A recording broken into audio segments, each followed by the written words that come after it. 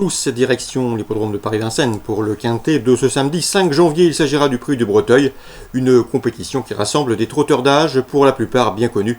À ce niveau de compétition, mon préféré sur le numéro 17, As de Gaudisson, c'est vrai qu'il devra s'élancer avec un numéro en deuxième ligne et en dehors derrière les ailes de l'autostart, mais le cheval compte 2 prestations sur ce parcours, résultat premier et deuxième, et ce, dans des quintets, raison pour laquelle il figure en tête de ce pronostic. On lui posera le numéro 18, Bibib de Guèze.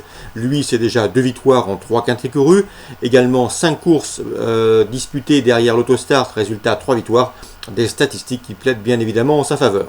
Ensuite, on retiendra le numéro 3, Amour Orageux, restant 5e d'un quintet, pas plus tard que mardi dernier. S'il a bien récupéré, il doit répéter. Le 2, Byron Duclos, est un cheval qui ne manque pas de référence sur ce parcours, qui lui fait face également à un engagement très intéressant au gain. On garde. Le 15, Altus Fortis est au mieux, il reste sur 2 victoires, il est en train de confirmer ici. Le numéro 5, Brasil de Bailly, va participer à son 16e quintet, preuve de sa compétitivité et du fait que Brasil de Bailly soit confirmé à ce niveau. À mon avis, dans ce lot, une place peut lui revenir à Bellecote. J'ai également retenu le numéro 7, Breeders' Cup, qui dépend d'une écurie en forme, qui possède de la vitesse et qui surtout bénéficiera de la drift d'Éric Raffin. Ajoutez à cela que ce numéro 7, Breeders' Cup, sera déféré les 4 pieds. Le numéro 12 dans cette épreuve, c'est Baccarat de Niro. À mon avis, il est barré pour la victoire. C'est un cheval qui vient de prouver sa forme sous la selle, on s'est classé en 3e. Sachez également qu'il a déjà fait l'arrivée d'un quintet, 3e au mois d'avril, d'un événement disputé à Pontchâteau, raison pour laquelle il peut parfaitement se classer 4e, 5e à Bellecote. Résumé chiffré pour ce quintet du samedi 5 janvier, 17-18, 3-2 devant le 15, le 5, le 7 et le 12. En cas d'importance, sera le numéro 1, Alcibiade, qui nous arrive du sud-ouest avec des ambitions. Dans la suite du programme, dans l'épreuve d'ouverture, j'aime beaucoup le 9 Exotica de Retz, elle est en forme, elle vient de s'imposer sur ce parcours le 2 décembre.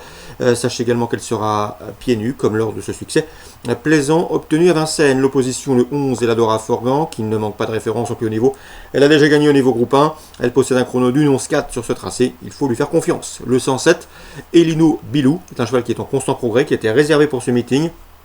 Il a donné raison à son entourage en signant 2 probants succès, des succès dignes d'intérêt qui peuvent ici lui permettre de briller face à l'élite. 109, 111, 107, mes 3 préférés.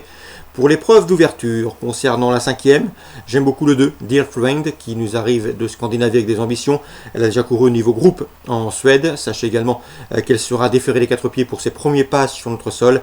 Il faut donc y voir un signe de confiance, à mon avis. Elle peut parfaitement mettre tout le monde d'accord et s'imposer d'entrée de jeu. Le 502, Dear Friend. Dans la 5e également, attention au 10, dans cette épreuve, c'est Divine Méloise. Divine Méloise qui reste sur une série de bons résultats, dont 2 podiums obtenus à Vincennes. Concernant la 8e, on se méfiera d'une inédite.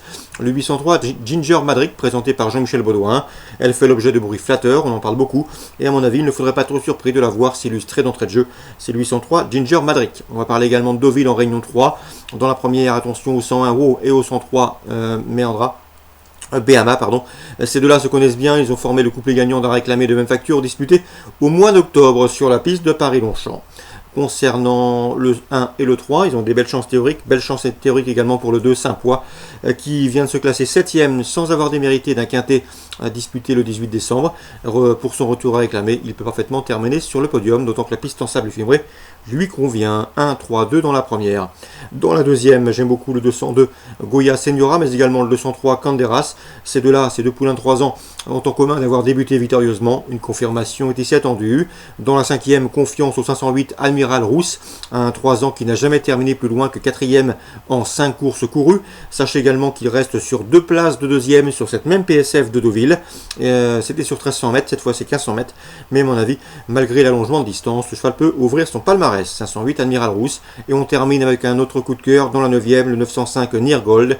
Le cheval a été battu de peu dernièrement sur l'hippodrome de Chantilly où il s'est classé 2e. C'était le 13 décembre sur la PSF, donc pas de problème de surface le concernant.